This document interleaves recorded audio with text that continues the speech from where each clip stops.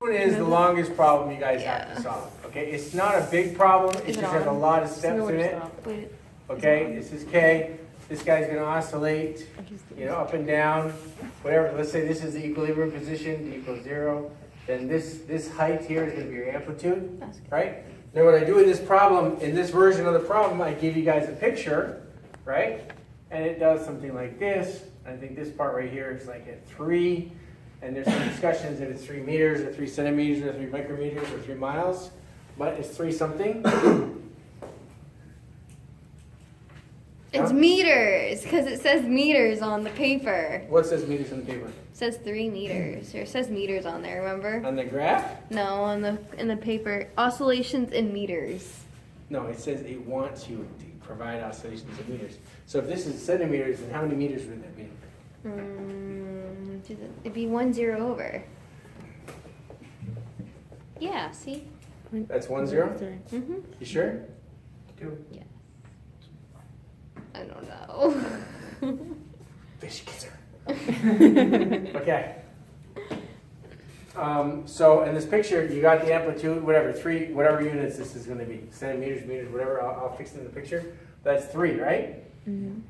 So we said that this oscillation, this x of t, is going to be what? It's going to be an amplitude times, in this case, maybe cosine, right, of omega t. Okay? And this omega is the frequency radians per second, right? So we said frequency is what? Is 1 over 2 pi radians, okay? So right now, we have the amplitude. This right here is the amplitude, right? A. This is the amplitude. So we already know the amplitude. It asks for the amplitude, the frequency, what? The wavelength? What? What does it ask for? Determine the period and the Okay, frequency period, of oscillations in hertz. the frequency, amplitude, kinetic energy, The elastic constant. max, right? The potential energy max. Yeah? Spring constant? Mm-hmm. We're in agreement? Or Does did I miss it one? ask for the... For what? Yeah, we're good. Okay, so first thing we did was we did what? We said, okay, we found the amplitude. Excellent, right? Next thing we have to do is find the frequency. Well, this is time right here, right? So this distance from here to here is called what? A wavelength? This is called the period. Oh, right. Yeah? Mm-hmm. So from here to here is a period. So whatever that number was, it was like 10.25 or something? Was it? Yeah, 10.3? 10.5, 10.3. 7.5 is what I look like. Okay, 10.5. Let's do it. 10.5. Okay. Just don't No, we force did me. 10.3 because then the numbers will be wrong. Okay, 10.3. It's all right. It's some number greater than 10, less than 11. Okay. Okay, so this is period. So now we have the period equals 10.3 seconds. That means that the frequency, which equals 1 over the period, definition time, right, equals 1 divided by 10.3 hertz, which someone said was something like 9. It's 0.097 hertz. 9.7? No, 0.097. You need to add a 0. 0.0, 0.097. like that? Yeah. Yes. So you don't think, okay, Hertz. if you guys want to do that, it's fine. Seems to me like you're off by a, 1 divided by 10.3. yeah, that's fine, it's fine, okay. So, so this is that's a frequency, so we got the period, the frequency, amplitude, right? What else do we know? What do we, okay, the radians, the angular frequency, that's going to be 2 pi times f, right? So it's going to be 2 pi times this number, right? 0.097 hertz. Okay, that's your angular frequency, right? No? Spring constant, how did we figure? Oh, spring constant. Well, we know the frequency. So from here, if we know the frequency, we have a frequency of a spring is equal to 1 over 2 pi square root of, you guys remember, K over M? Yeah? So that means what? That means we can solve this, so it's 2 pi times f equals square root of k over m. And then we square both sides, 2 pi f squared equals k over m. And then multiply by m both sides, so m times 2 pi f squared equals k. Okay? It's 1.86. What's 1.86?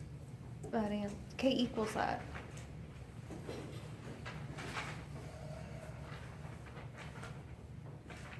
How much was the mass?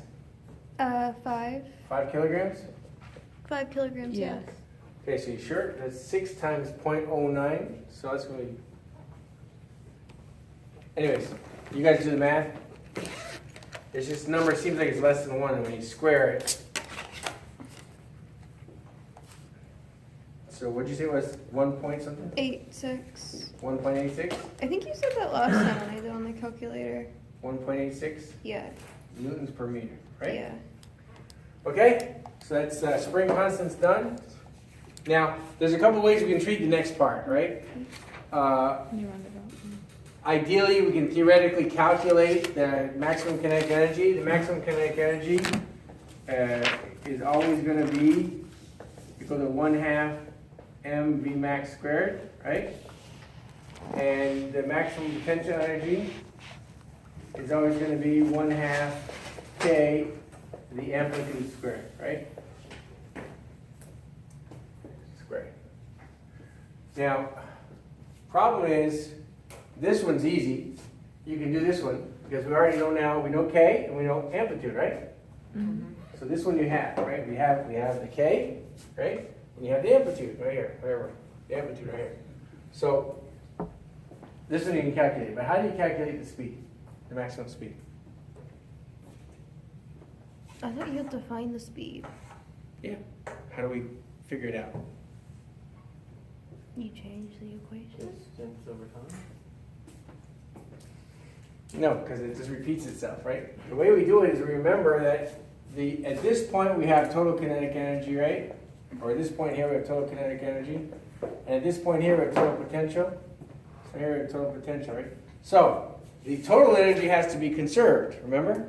So whatever the maximum potential here is going to equal the maximum kinetic there. So if we want to find this, this literally equals 1/2 k amp squared. But wait a second. If they're equal, and I just found this one. Ding, ding, ding, ding. Any bells? No? No. Did I ask for the speed or did I ask for the kinetic energy? No, you asked for the Maximum speed. speed of the spring system. Location of the maximum speed. Well, then there you go. Here you got the formula. So this leaves you with, right? What is it? V squared equals k over m amplitude squared, right? Wait, this is weird. V equals the square root of k over m amplitude. But what's the square root of k over m? Does anyone remember? We said it was 1.86. No. Square root of k over m. What does it physically mean? I don't know. Square root of. There's another name for it. It's called your angular speed. Oh. This will always be the case. In other words, if you already have your amplitude and you have your thing, you don't have to do any of this because you already figured it out. Oh. It's always the case.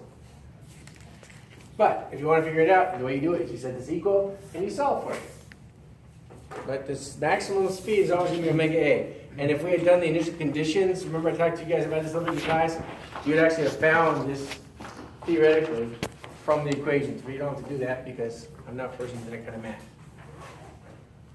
You guys asked me, what's the derivative? Wait, what was the? You're not blowing bubbles today, huh? I'm You want to get